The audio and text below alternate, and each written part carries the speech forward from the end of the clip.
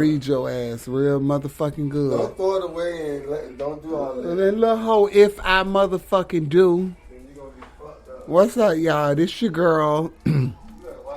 Welcome to the Gezelle Talk Show. I am your host, Gezelle Nicole. How is everybody doing on this wonderful Friday night? I do apologize for my lateness, but guess what, bitches? I am here. I'm here, baby. I do apologize for my lateness, but I am here. Bookie, come press live on my phone. Wait, come here.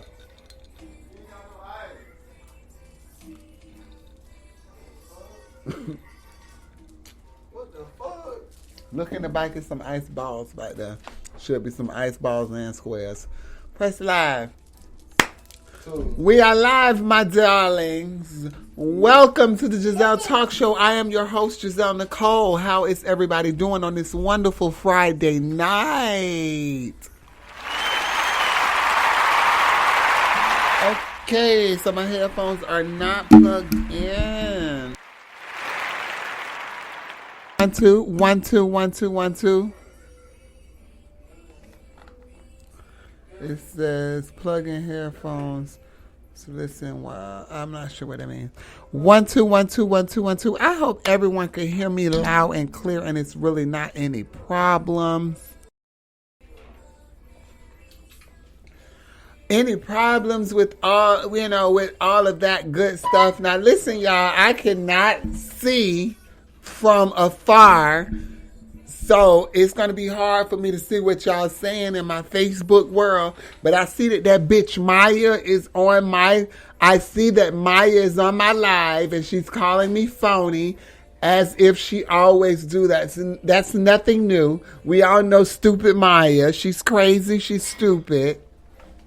It's okay. Hi, Maya. Hi, Maya. And you hear me? Hi, Maya. Bitch.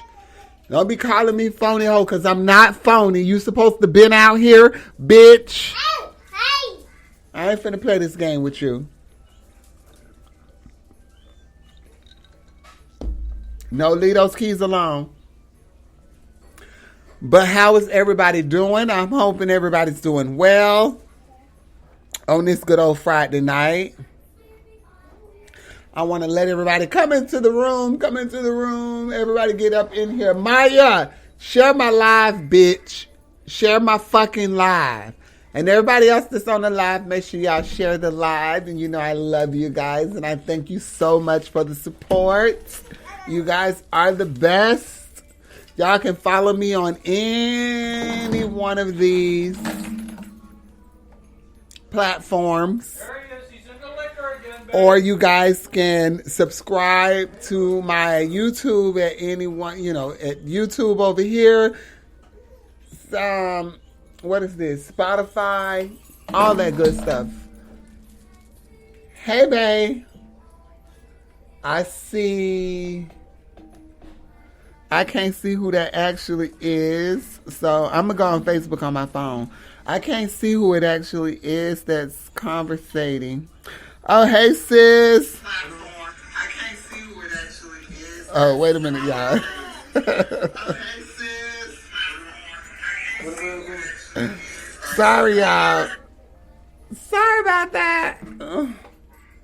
Get the, what's the name off the computer desk? There's some trees over there. I said the Red Bull.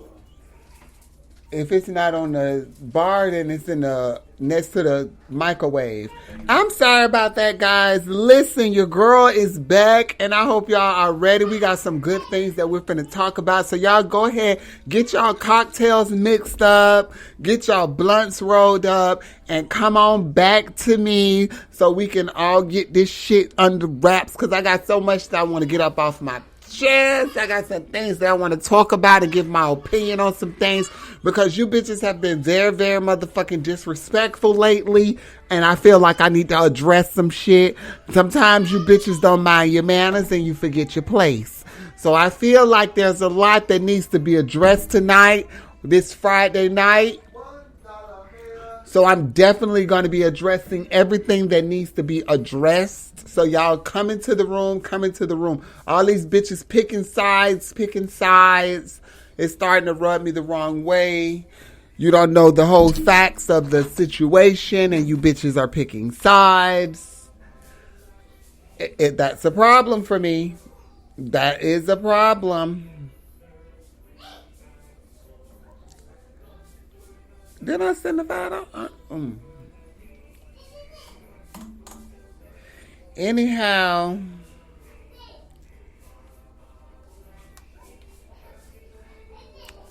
I'm just checking some stuff out.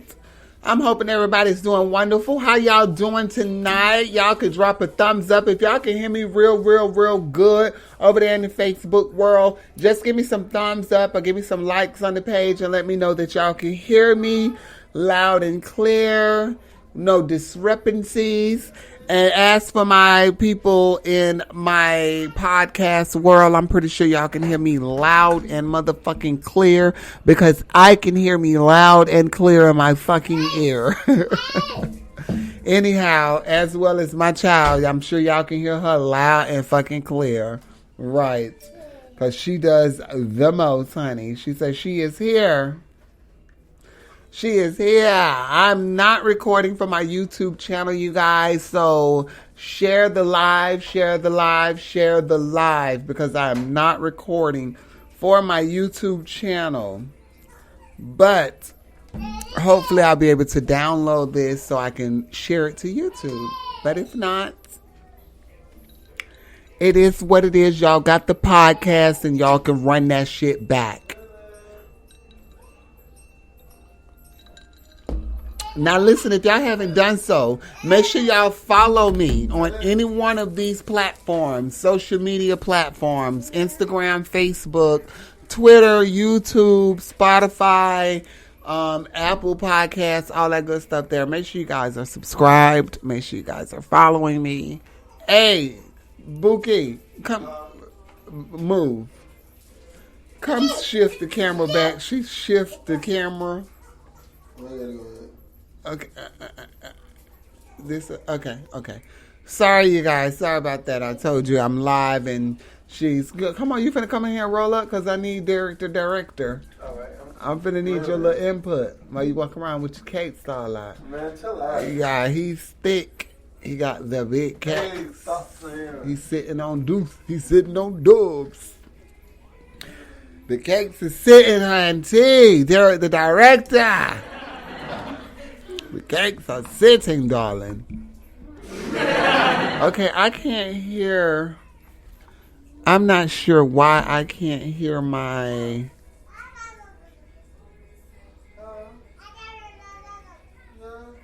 myself in here. I don't know. I just hope everything is going like it should be going, you guys, because right now I'm kind of Unknown caller. confused. I'm kind of confused on whether you guys can hear me or not in the podcast world because I cannot hear myself. So, I mean, I can hear me, but I can't hear my ad-libs and everything. So, I'm not sure, but hopefully you guys can. So y'all got y'all cocktails, y'all good, y'all ready to roll? They look like my sister Ebony Curry on there. Hello, doll. How you doing, doll? Okay, so Derek, the director, are you gonna get in here so we can get this going? Okay, it's some in here. Take her to her father.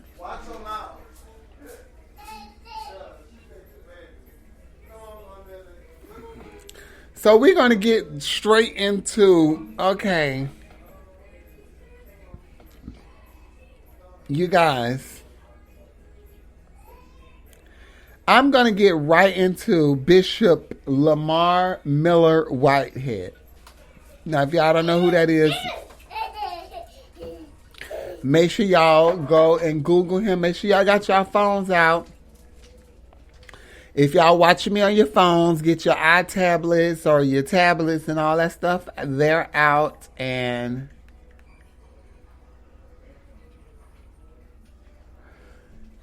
Google, so we can all be on the same accord, okay? I want us all to be on the same accord. Now we're going to start at the beginning. We're going to start at the beginning, okay? So I was on social media and I saw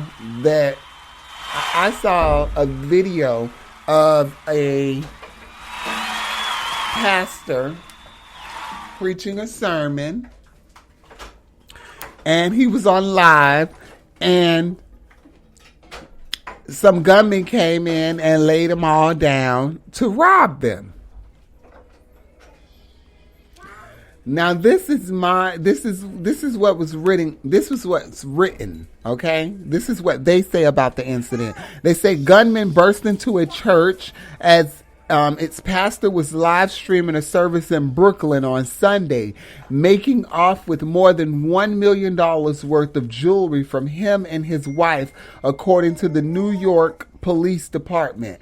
Now, let me pause right there. I'm going to pause right there. We're going to take the finger, walk to the bathroom at the church. Babe! Babe, did you take her to her father? What? Okay. Y'all excuse me for one moment. This is what makes me mad when he won't start. You want me to put her in her room? No.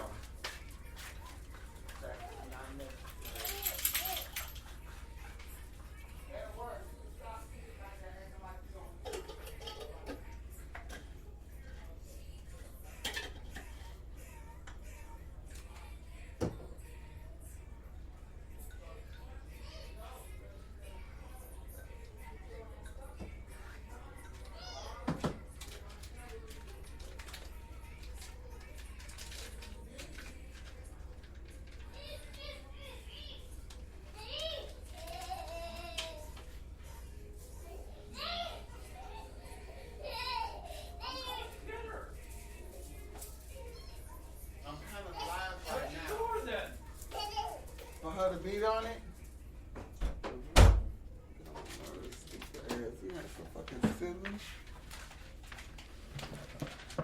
Sorry about that, guys. Oh, goodness. Sorry. 1, 2. I'm trying to make sure everything's still good. I hope you guys could really hear me on my podcast, because I'm not positive that I'm streaming properly.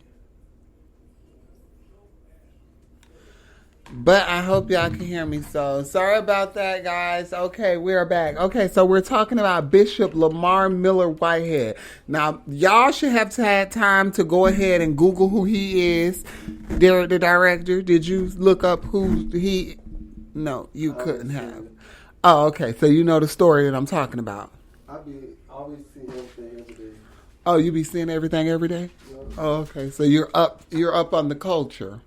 Okay, so they, like I said, gunmen burst into the church as the pastor was live streaming a service in Brooklyn, getting away with more than $1 million worth of jewelry from him and his wife, according to the New York Police Department. Now, I want to know personally, and this is just me, I want to know what the fuck is a pastor and his wife doing at Sunday service with more than $1 million worth of jewelry. What are you at church with more than $50,000 worth of jewelry on? $10,000 worth of jewelry on?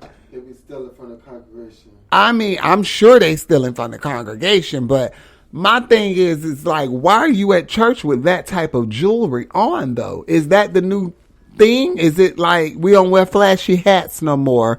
We wear designer chains and Fendi jackets and Louis Vuitton suits.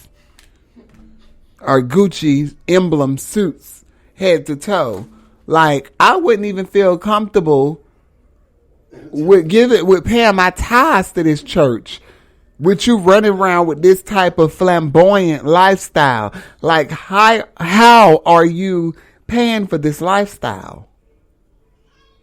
What job are you doing? Are you some type of record exec that we don't know about? Because you're giving me the baby. Okay? You're giving me plies. You're giving me all of that, but you're definitely not giving me Bishop T.D. Jakes. You're not giving me what his name was. Used to be on BT, Creflo Dollar. You're not giving me Creflo Dollar. I'm sorry. But they say the thieves targeted Bishop Lamar Whitehead, who has the leadership of Tomorrow's International Churches, and he is known for flashy display of wealth. Whitehead also describes New York Mayor Eric Adams, the former president of the Brooklyn Borough, as his mentor. Whitehead recounted the robbery in a video on Instagram, describing the moment during the morning service when he saw several armed men enter the leaders of Tomorrow Church in the Connery's neighborhood of Brooklyn. Now listen, the way that these people entered this church, it did not give to me, I mean, this is just my personal belief, and I could be wrong. I've been wrong about quite a few things here, but it was not giving a spur of the moment, oh, we finna go rob this church. It was given very much so, let me reach out to y'all. Y'all need to come and get this, that, and the other. Because as I'm being told at this very moment that it's being released that he had just stolen $900,000 from the church. So I believe it. It's like they got away with $1 million worth of stuff, and you just so happen to steal $900,000 worth of. So you're going to say what you purchased with the money was what they stole? Like, I'm not understanding, but it definitely doesn't add up. It definitely does not make sense to me personally, because I just don't understand why a pastor would be at church with that amount of jewelry on, or that, wearing that amount of wealth. I don't get that. I don't understand that at all. So that's definitely like bothering to me. And if you guys know the story that I'm talking about, you guys can give me your comments, give me what your opinion is. To my podcasters, if you follow me on Instagram or Facebook, you guys can always comment or send me direct messages, and I'll be willing to discuss everything on the next podcast. But yeah, so it's really giving a whole setup. It's giving staged. It is definitely giving staged. It's giving insurance fraud and all of that. Like, he's a hustler, and he's already, like, look at him. He's already gained the revenue that he's gained from the church, and it's just like, how can I hustle this? How can I hustle it now? And I feel like that's where he's going with it. I wouldn't have thought so bad about it until I actually started following him and started reading about who he was. And then I watched a live interview with him and a young lady and an LGBT guy.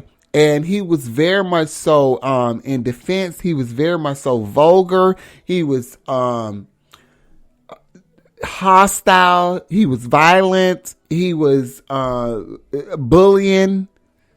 He was fat shaming, body shaming, all of that stuff. I mean, he went for the gusto. He was even calling gays fags. Like, you fags, da-da-da-da-da. And I'm just like, whoa, this guy is so out of fucking pocket. It's just like, the shit just don't make no sense. He was so out of pocket. And I did not know who the fuck he was. I had never even heard of this Brooklyn pastor. But then again, I wouldn't be checking for a motherfucking Brooklyn pastor anyways. That's just me and I'm busting all shots on my podcast. That's just me. Like, I'm sorry. You Brooklyn motherfuckers always have came with schemes and scams and cons. I've never seen the holier than thou. But that's just me. Moving along, Tiffany Haddish. Did y'all hear about this? So, evidently, Common's supposed to have taken Jennifer Hudson out on a date. Did you hear about that? Yeah. Common supposedly took Jennifer Hudson out on some type of date, like they're getting to know each other or intimate looking. From my sources, they're saying that it was very much so intimate looking. They asked Tiffany Haddish about it, and Tiffany Haddish said something of the sort like, one day she'll find a real one. Something of that nature. But Tiffany Haddish give off, like I said with Megan Thee Stallion, she give off real dominant, aggressive drunk. You know what I'm saying? Like, they get drunk, they want to knock you upside your head. They want to jump on you. Bitch, you 6'2", I'm 5'7". It's not adding up. You can't be jumping on me like I'm a bull. You know what I'm saying? Like, very aggressive aggressive, aggressive, drunk is what they give. Shit like a dominant female. Very much. Very much so. And I'm like, even with the way she commands her. Yeah, that's, you hear the silent nods. That's my 2-year-old, y'all. If y'all can hear that in the background, that's my 2-year-old knocking like she fucking 13. But so how do y'all feel about that? If y'all follow me on Instagram, Facebook, or anything, make sure y'all can DM me. You can leave a comment on my latest post. But let me know, how do y'all feel about Tiffany Haddish making a comment on Common and Jennifer Hudson? Now, I don't know the full details, and as I was just trying to look up a story about it, I couldn't find any allegations. I couldn't find any accusations of it. I did run across it earlier today, so that's why I'm touching on it. But I did see where Tiffany Haddish had made a statement about it, and she spoke on Common. So all my smokers out there, y'all can DM me. I can turn y'all on to my boy. He got that good gas. Got it for the low if you buying it in weight. To the feds, I'm talking about cigars. That's it. Now, I know you heard about this. Now, y'all gotta brace yourself for this. You gotta brace yourself for this, because this shit right here was big business. I heard about this and I had to wait. It was 4 a.m. and I had to get up out of bed. And I was like, you can't be serious. Like, are they serious? But evidently, you guys all are familiar with Sheree Whitfield. She by Sheree from Real Housewives of Atlanta. She's one of the original members. And she's reportedly to be allegedly dating Martell Holt from Love and Marriage Huntsville. Now, Martell Holt has just went through a divorce with Melody Cherie. She don't want to go by Holt anymore. With Melody Cherie, after they were married for, I believe, 13 years or something like that. If you guys have ever watched Love and Marriage Huntsville, have you ever watched that, Derek? Mm-hmm. Okay, so you've seen Martell. Yeah. Okay, so you see the way he acts and the type of person that he is. Yeah, he ain't nobody for sure. What is he giving? He's just like, I think he's like opportunity. I think so, very much so, an opportunist, and he really can't provide or add to her situation. Like, she's saying he's there to help with her She by Sheree collection. I mean, she do need help. She clearly she needs help with She by Sheree because she haven't yet to be able to present us with a garment for She by Sheree in the past fucking 15 years. But that's neither here nor there. My thing really is, why do you always pick the wrong guys? What about Martell made you say, oh, he'll be a good look for me? Now, Martell is in the wine business at the moment. He went from house building and ownership, doing all that stuff there with construction and all of that, to after his divorce because he didn't have the proper paperwork. Mm-hmm. He went from that to now he's connoisseuring wine and has his wine brand that he's bringing. He's gonna probably try to promote that. How I'm trying to figure out how is that going to be beneficial for She by Sheree. For one. For two, he's just always giving off opportunists. He's always giving off of misogynistic. I mean, the to me, it's a whole formula and recipe for a disaster. I don't see this elevating, going to the next level and being like a major power couple. Like, oh my God, they overcame this or they did this, that, and the other. I see this being a whole fucking, just like Sheree with Tyrone. I said that shit in the beginning when she was talking about with Tyrone. I'm like, Sheree, you're a little too old to be talking about waiting on a nigga that's in prison. Like, you shouldn't even be focused on that type of shit. Like, nigga, if we're of the same age, around the same age, and you've done some shit that lands you in prison, already we not mentally compatible. Because I'm not at 40 years old finna do something that could jeopardize myself, that can put me in prison. You know what I'm saying? Like, that's not gonna happen. So if I'm conversing with someone and I feel like they're going to be compatible with me, and we're going to be able to build this future and be this power couple or be just happy and successful with each other, how if you meeting a nigga while he in prison and this ain't some shit he did when he was 17 or 20, or this some shit that he just did a few years ago. But Nene told us. Nene had done already said that, oh, Tyrone, girl, Tyrone don't want shit. Nene said the shit. When they were saying about Tyrone the last season Sheree was on with Nene. And she was going back and forth and blah, blah, blah. My thing with Sheree is, and I feel like she's not as successful as she should have been or could have been, is because she's very much so jealous-hearted. She's very much so negative. When she seen all of Nene's success and stuff, Nene hadn't did anything to Sheree. The way Sheree went off on her and, bitch, you need to fix your teeth and blah, blah, blah. This is because you sitting home and you watching me from afar. So you looking like, did this bitch fix her teeth? Wait a minute. No, that hoe ain't fixed her. She ain't got that type of money. And then when you say the shit and I turn around and say, I did, with the whole Colgate smile, then you talk about something. Well, bitch, I knew you before when you had the bad teeth in your mouth. Well, guess what, bitch? I don't got them no more. That's like talking about a roach-infested ass apartment that I stayed in years ago. I don't stay there no more. Why the fuck would I care about it being roach-infested? You talking about the bad? Well, I knew you when you had the. Well, bitch, guess what? You know me now why I got the new Hollywood teeth in my mouth.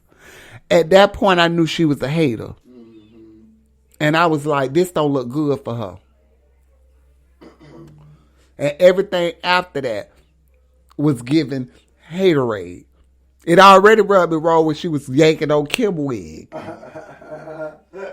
And I was like, we all know that this white girl, she might be a little shit talker. She might be a little firecracker. But we all know she can't stand in the paint. So for you to sit there, exactly, you ain't yanked on nobody. They ain't did shit to no motherfucking body. You sit there and talk to them and be from a distance like da da da da da, bitch. Drew damn sure stepped up to you and put the hand up in your face, and you did what? Girl, just did it back. You ain't feel the need to yank her wig. They pick and choose. They know who to play with. But I feel like Sheree just get what she gives. She get what she gives. And with that situation with Tyrone, I felt like the only reason she held on to it and did what she did was because she wanted to prove something to Nene. Because Nene had done already talked down about the whole relationship. She talked down about Tyrone. So you was trying to prove something to somebody. And in the end, you got made a fucking ass, a whole fool. This nigga ain't even answer his phone. Why the fuck would I go from, I wouldn't go from Zephyr Hills to Brandon if a nigga ain't answering their phone before I even walk out my door. Why would I? That man probably told her too. I would not. That's like drive. And then it was for a couple episodes, it was really like driving from Tampa to Miami. Why am I finna drive way down 4 hours to Miami to go see you? And bitch, we ain't even got no date or nothing set up. You ain't even answered your phone. Sitting there looking a hot damn mess. Then talking about, oh, well, you talked to him and he said blah, blah, blah, this, that, and the other. Well, if he didn't do this on camera, I would have already been feeling like, okay, something's not right. So I'm going to just go ahead and cancel this date and we could just catch up on this some other time. That shit she was doing, it just wasn't giving. And I'm like, this new season, now this new episode, he's supposed to be done and appeared on there. I don't really keep up with it that much because I feel like without Nene, it's just not what it should be. But I say I really want to hear what he got to say. I want to hear what he have to say about the situation because from what they were saying, like, oh, he said he was going to end up going to jail. You know, if he was seen on the show, he was going to go to jail. And like, what does being on the show have to do with you going to jail? Bitch, you working. That's work. You should be glad to be on that bitch to be seen. I understand that either. I didn't get that at all, y'all. I did not understand that for the life of me. I was just like, how? Now, Tyrone, you got to make it make sense. And Sheree, you got to call a thing a thing. And we got to stop being goddamn fools about this shit. Because it's not making sense. It's just not. You guys, make sure you are subscribed to my YouTube channel. Make sure you guys are following me on Facebook, The Gezelle Talk Show, as well as on Twitter, Instagram, The Gezelle Talk Show Podcast, and on Spotify, Apple Music Tidal, all that good stuff wherever you're listening to your podcasts. Just make sure you guys are checking me out. Share the live, share the podcast, all that good stuff. Love you guys so much. Now, we're going to get into, I really didn't want to go too much into this. I had to take a drink. Listen, I did not want to get into this because I really feel some type of way. Is that my sister? Hey, sister. How you doing, babe? Y'all got to check out my sister, Risha Blair. Y'all got to check her music out, all that good stuff there. You got to send me some of your music so I can share it. She's doing her thing in the hip hop world. You guys check her out, Risha Blair. That's my love. I love you, babe. Make sure you send me some of your music. Inbox me. So I don't know how many of you guys are familiar with the Instagram model, Gina 2. I want to say her name is pronounced Gina 2. Tew. So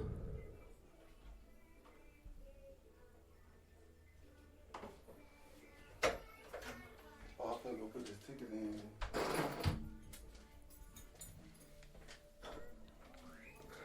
bye, I see you tomorrow. Oh. Anyhow, so Gina 2 Ask him if he got a $5 bill on him. I look at my purse. Gina 2.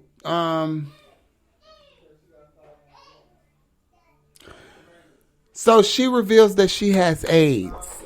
No, I said look in there and see if it's $5 in there. If what you wanted me to cash app that to you?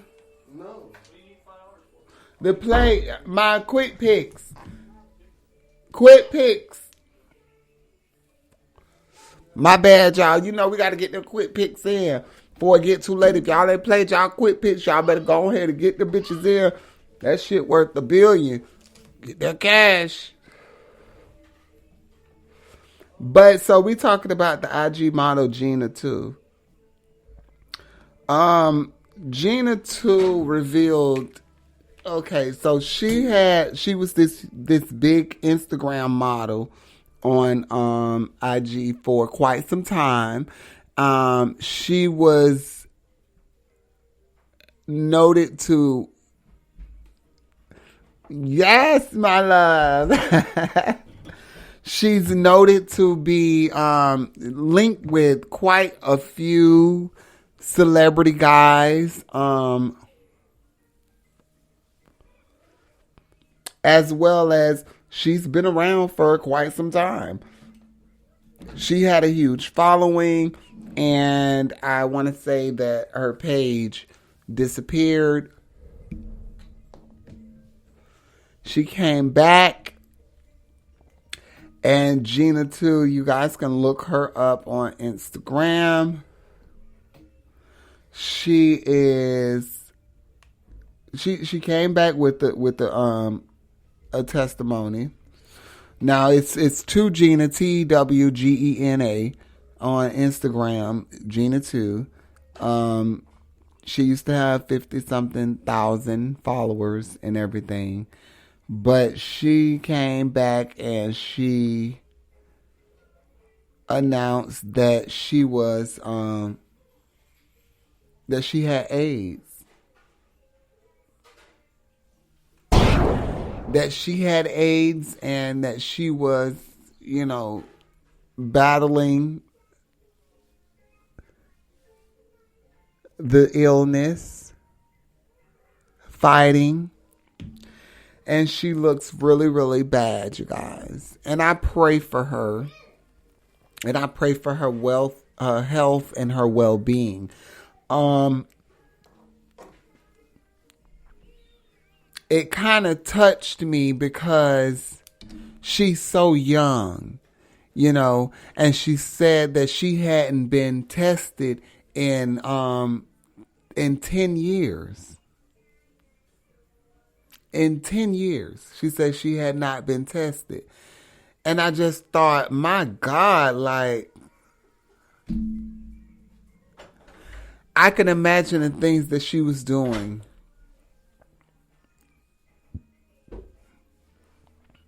I can only imagine the things that she was doing. And why I say that is because she said that she had not been tested in 10 years. And it's like, I know the shit that I'll do, especially if I'm fucked up, drunk, and all that stuff. There, we all know we can get there. We can get lit. But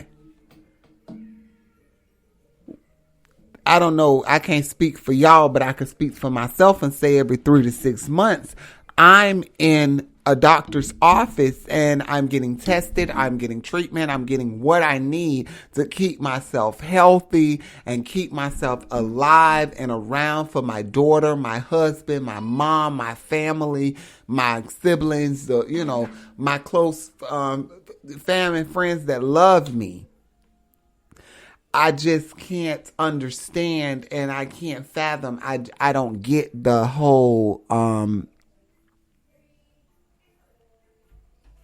not going to get yourself tested, going to get so you mean to tell me you didn't even go and do the bare minimum as to go and get to go see an OBGYN? You ain't even go get your pussy checked, bitch, and you going around fucking, and you not gonna say a damn time Let me go get my pussy checked. And bitch, you had to get an itch, a scratch. If you hit AIDS, bitch, you hit syphilis. You hit gonorrhea. You hit chlamydia. You hit you hit something along the way. So you got an itch, a odor, a scratch, or something. To go 10 years, I feel like that's just, like, what more could you have expected? With the lifestyle that you lived, the activities that you...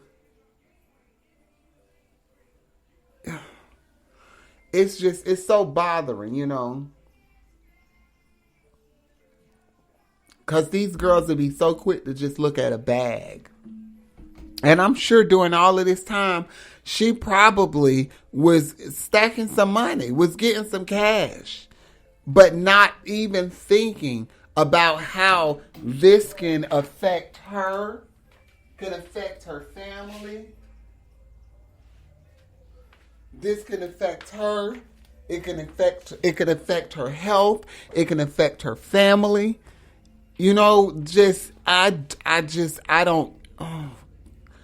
don't understand that. For the life of me, I just don't understand that. How you go 10 years? Who goes 10 years without going to see a fucking doctor? Even if you ain't got a regular physician, bitch, you ain't been to the hospital or nothing. And even if you did, that tells me you just was in and out. Enough to get you some antibiotics and keep going. Or some penicillin and keep going. And then they probably couldn't even contact you after that because the lifestyle that you were living, you probably had no solid home. Ugh. It's just so sad.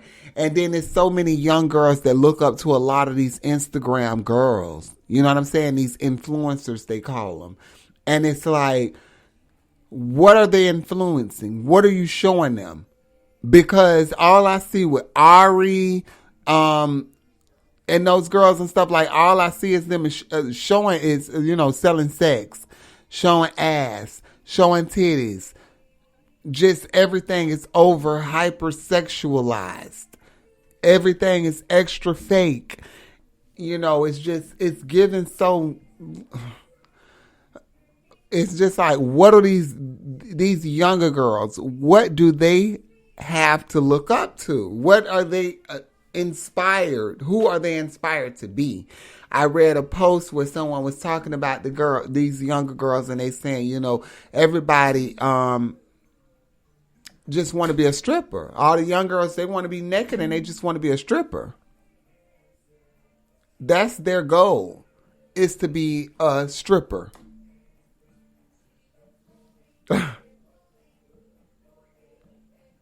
And it's just like, boy, I mean, I can understand because they think fast money. Like, oh, I be making this, that, and amount of money this night, this same day. But you can create a product and do the same thing. You can make money in your sleep, which is even better. You know what I'm saying? It's like sometimes you just got to think outside the box. Find your niche.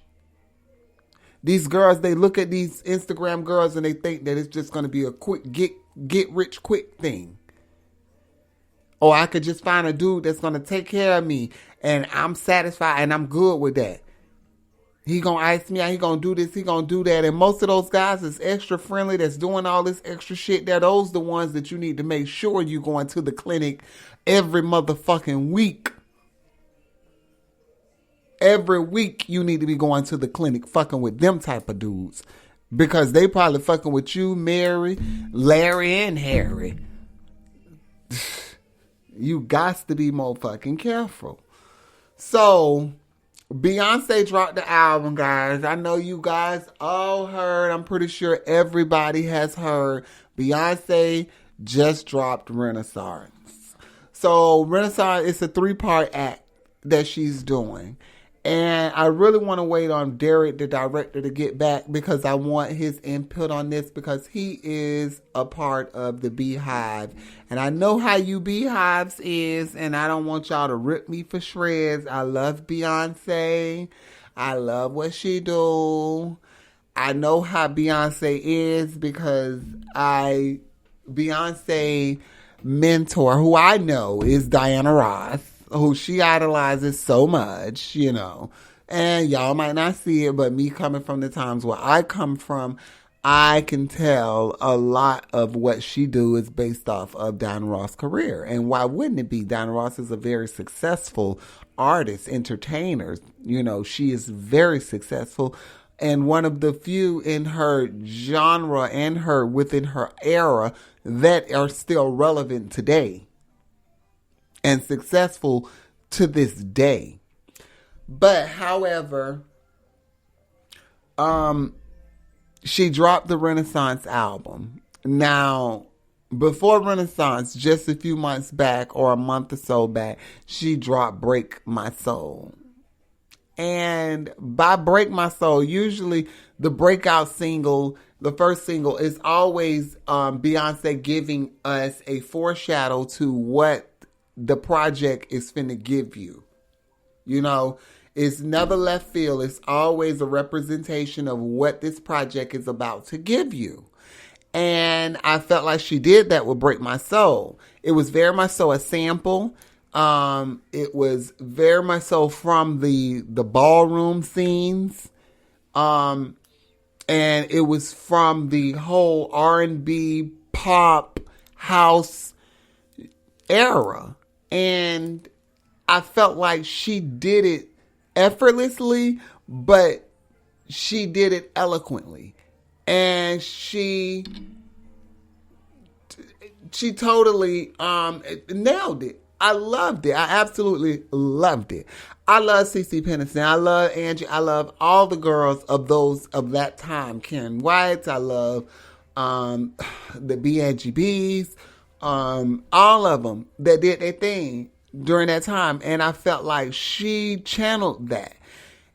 And I really, really, really felt like she did this album particularly for the LGBT community, because we are the gay people. We are the happy people. We are the go-to friend that they know that's going to hype up the party, that's going to make everything happy, smile, pink, or full of color, full of life, energy, all of that. And I felt like she gave us that on this album. She totally channeled her, like she said, her uncle Johnny, which was a gay guy. She spoke of Uncle Johnny for so many years. I've heard so many stories about Uncle Johnny throughout the times of following Destiny's Child and Beyonce and everything. So I've heard of Uncle Johnny, and I've heard her speak of him several times, and she received an award from, I want to say from GLAAD, or from the LGBT whole community advocacy thing that they do, and she spoke of her Uncle Johnny. With this album, she said, was so much, like dedicated to him, because it was, she can remember these songs and these beats, these rhythms during that time of Uncle Johnny being around. And I get it. Like, I totally got it. I totally got it, because it's people that was in my life, whether they came or went, but that played significant parts. I may not have known it at the time. Isidore, Red, Tony, so many different people. And my real family, they'll know what I say when I say Tony. Like, that was a family friend that was a lesbian woman, and she totally looked like a guy. And you would have to, as a kid, you growing up and you looking at Tony like, because she would break and you would hear that feminine voice. But most of the time, 90% of the time, Tony was Tony. That was a boy. That was a man. And all my cousins and all of us who was at 3722 and those that came for the summer and everything, they could vouch for that. And it was different people that came and went that we would see. But I can distinctly remember like Isidore. I can remember Tony. I can remember Lot.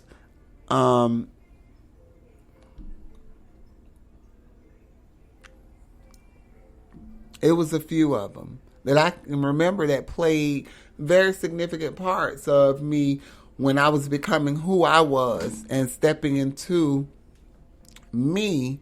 I knew how to handle myself. I knew how to carry myself. And I had learned enough from. I had really learned enough from them. But yeah. So, with this whole Renaissance thing, let's get into it. So, Khalees spoke up and she was feeling a certain type of way because she said that her song was sampled on the Renaissance album and she was not notified. She was not notified. She was not contacted. She knew nothing of her song being sampled on Beyonce's new album. She went on to say that Beyonce, she pushed this Black power narrative. She pushed this women empowerment narrative and everything, but she don't live up to it. She taught the talk, but she doesn't walk the walk. And she say she could have been contacted and somebody could have reached out to her before she heard the song on the album, like with The World. Now, me as an artist myself, I personally know that that's not Beyonce's job to personally reach out to her and say, hey, I'm going to sample this song. That's like if whoever is doing a song and they've done this song, but let's say Becky did this song, okay? I want to sample the song. I look the song up, or I get my team to look out to reach out to the necessary people or to that person to sample the song. The person who sings the song doesn't own the song. They didn't write the song and they don't own the masters to the song. The song is owned by Bobby. So my team reach out to Bobby. Bobby gets the necessary paperwork and gets the permission for me to use the song. So then I use the song. You hear the song once it's out and you feel like you should have been contacted. Why? You don't own it. Now, if you're just speaking, you should have been contacted off of Face. You know what I'm saying? Or you should have been contacted because that was the song that you originally done. Okay, you might have a case to stand on. But to say as if like you're going to get your lawyers involved like the proper steps weren't taken, trust me, if the song is already released on the album, then it had to be released from whoever owned the masters. Now, she's upset. She said Pharrell didn't reach out to her. Beyonce didn't reach out to her. Neither engineer, whoever was recording, no one reached out to her to inform her that the song was going to be used on Beyonce's new album. Who's wrong in this situation?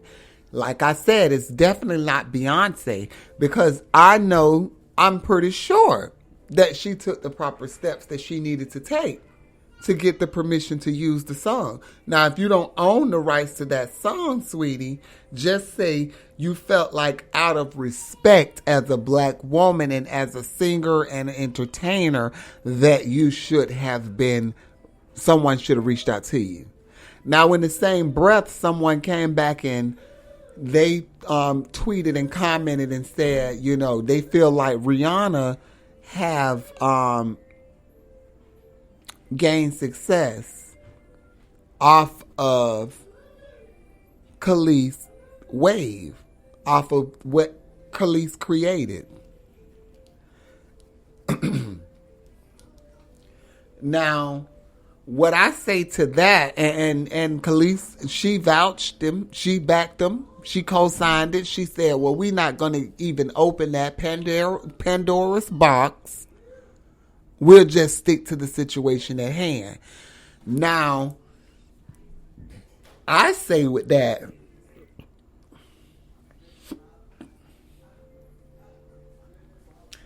if you feel like they stole your wave, they copied your success, they emulated your style, why was it such a difference of success? Like, that's what I really want to know. Like, why was it such a difference of success? Why? Why was Rihanna so much more successful than you were? Was it because she had a better team behind her? But I wouldn't take it that far to say that she rode your coattail or she rode your wave. I think Rihanna did the necessary steps and she stayed focused. She was tunnel vision. So when her team say this is the direction we need to go in and this is what we need to do, she said, okay, let's go there. Let's do it. And they did it.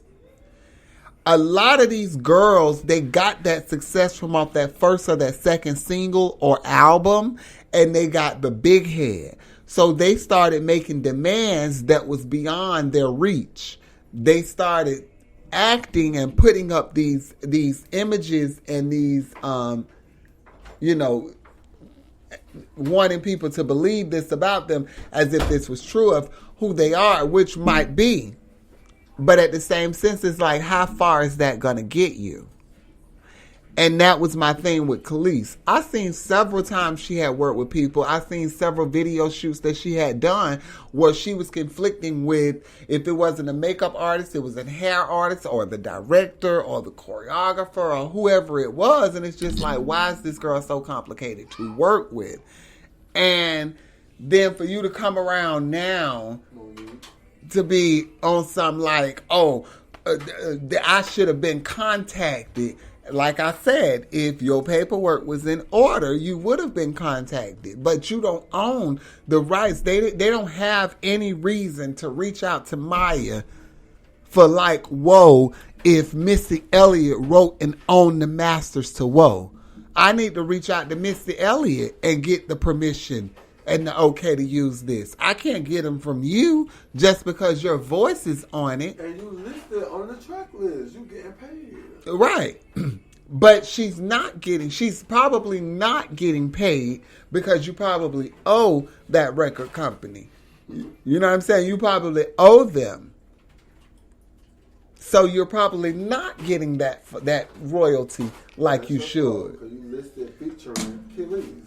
But it's sad as hell that, like, and then to be on some, she doesn't be, she says that she's about, you might as well open the door and let her in with all of that. She's about woman empowerment and this and that, and she's really not, and la, la, la, la, la. And it's like, that's not true. Don't do that because you feel some type of way. Press the red button on the screen.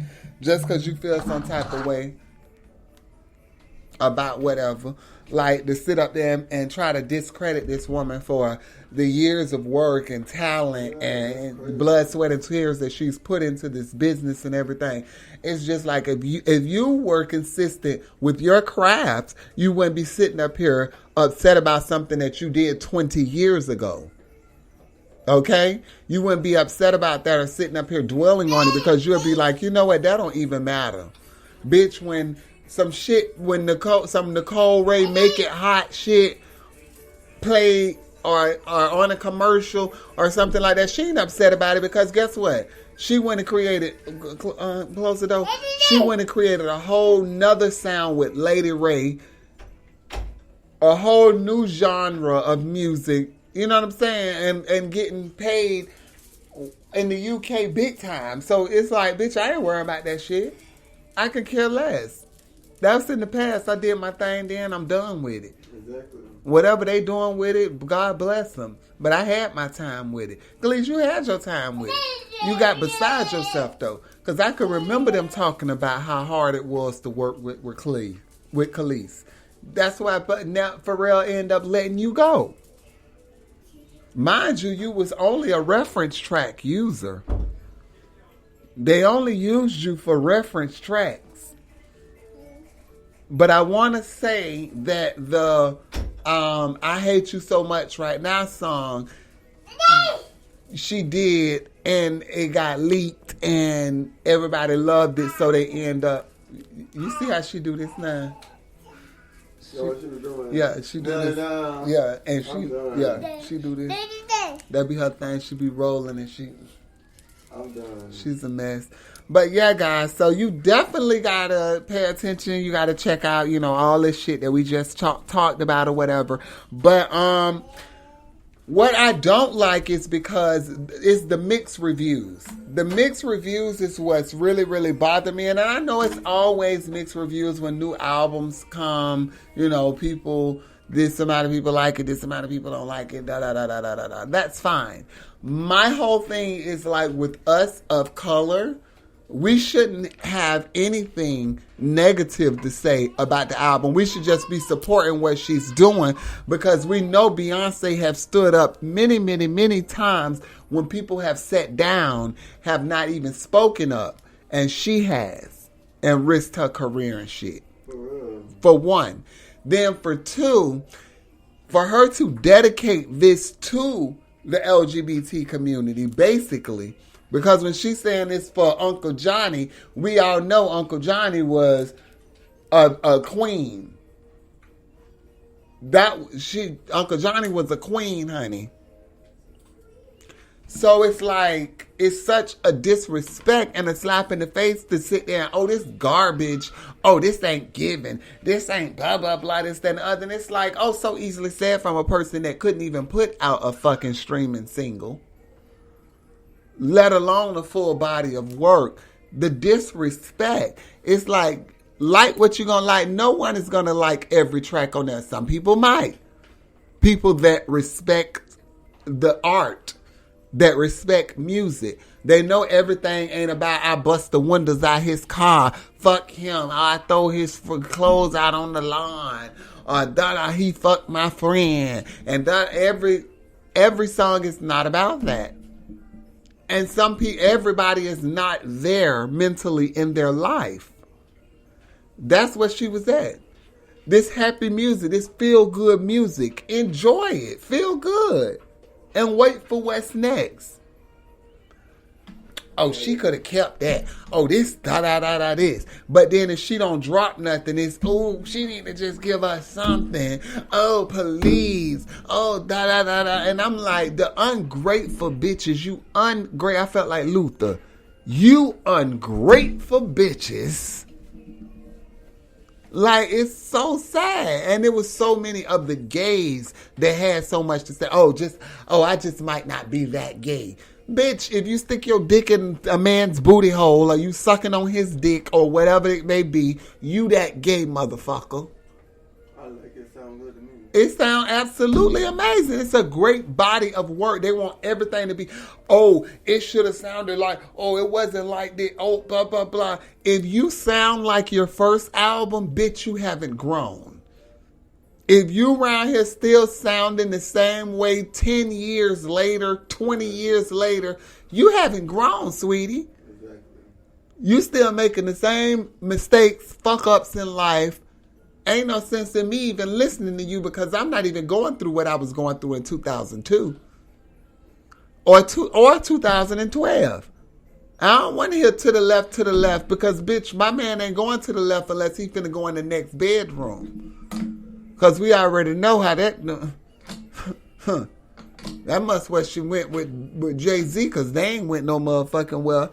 But it's just so sad. It just bothered me that I was just like, so many of us from the LGBT community had so much negative things to say about it. And then so many straight people just was like...